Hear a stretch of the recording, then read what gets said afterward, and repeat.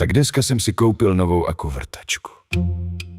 Franta, to je můj soused.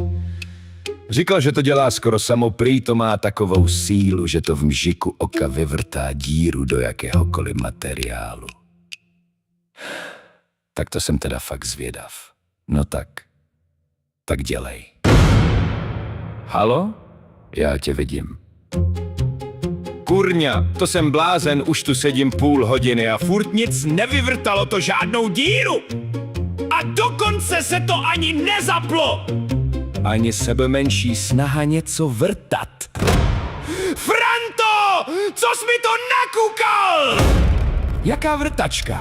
No ta vrtačka, ta tvoje zázračná akuvrtačka ani neškrtne, natož aby něco vyvrtala.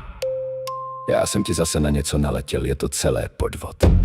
A ty jsi normální gauner a podvodník. Jak co jsem udělal?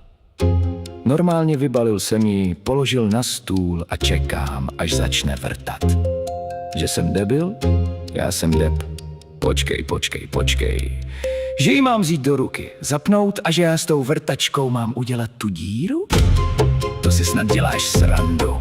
O tom, že budu muset já sám s tou vrtačkou něco dělat. To jsi mi vůbec neříkal! Ty jsi mi to říkal? Tak to ne. Milej zlatý podvodníčku, takhle se mnou mluvit nebudeš. Uděláme to takhle, ty sem přijdeš, vezmeš tu vrtačku.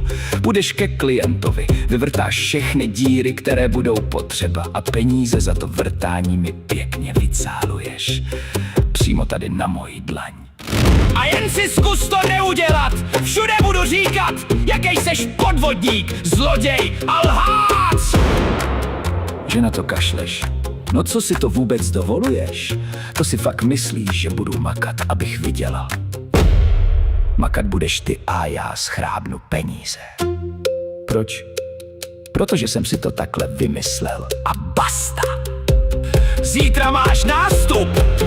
Ne, já si tím nenechám zmanipulovat. No tak, ještě ti dávám 5 minut.